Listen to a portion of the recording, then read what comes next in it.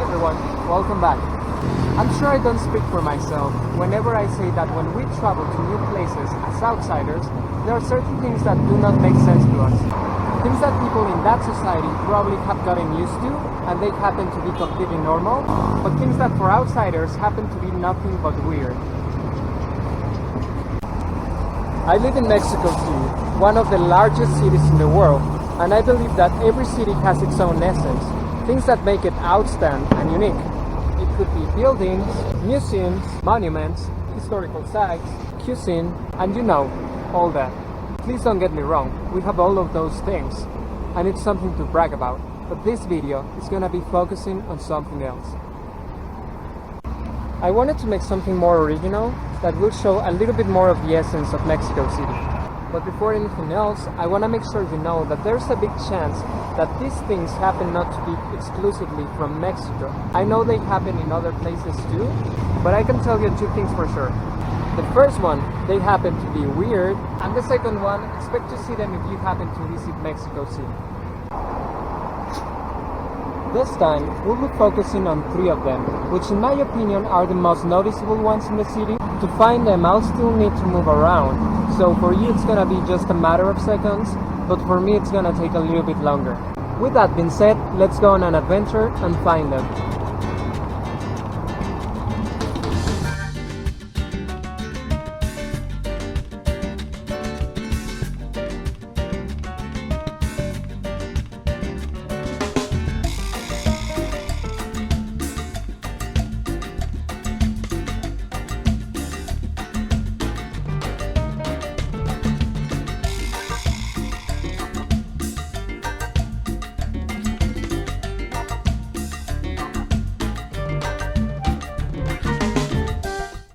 Alright, starting out by introducing a bottle.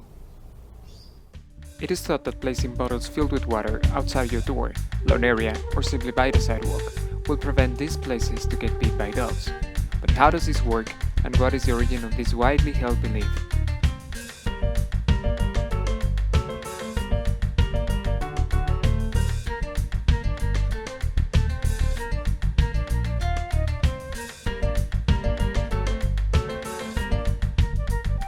Given an answer to this, there are two possible explanations for this practice. In the first one is that dogs will get scared of seeing their distorted reflection on the bottle. This is what you would normally hear, and of course there is no scientific proof this actually works. Now, the second one has what I think a more logical effect. Back in the day, these bottles would also contain sulfur, and considering that dogs have a really sensitive sense of smell, this would irritate their nose and push them away to find another place to pee. However, leaving unattended bottles with this chemical was also dangerous for the health of people. So nowadays, this practice is only implemented with water. In my opinion, nowadays, it's more like a warning sign for the owners to not let their dogs pee in those areas. But this is not only about what I think. Let me know your opinion down below. Moving on to the second one, which is a bucket. Having a car in the city, it's a big challenge. Driving under stress, being hours stuck in traffic, and needless to say about how expensive gas prices have gotten.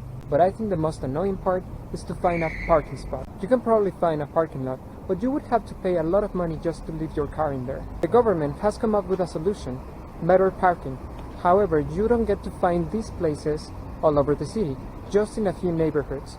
But what happens with the rest of the city? People have come up with a solution. The formula: grab a bucket, fill it up with concrete, stick a pole, and set it up.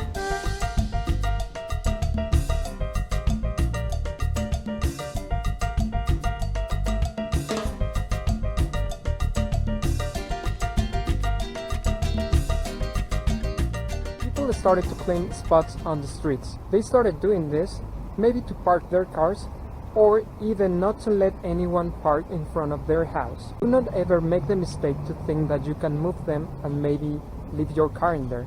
You will actually have to ask for permission, otherwise you will get in trouble. I have to point out this is actually not legal, because at the end of the day, the street is public, and you can park wherever you want. But sadly, as society, we have gotten used to this idea. Now, everyone respects it. But let me know, what are your thoughts on it? And the last one but not least, pair of sneakers.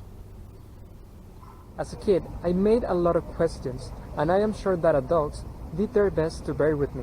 However, there was one thing in specific that I never got an answer. Did it ever happen to you that maybe you were just walking and maybe your attention got caught by something hanging on the wires?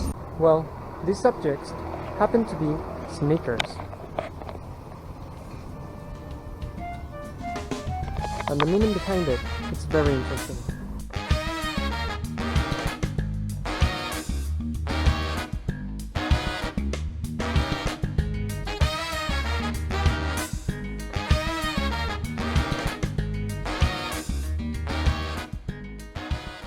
I know for sure that this is something that not only happens in Mexico.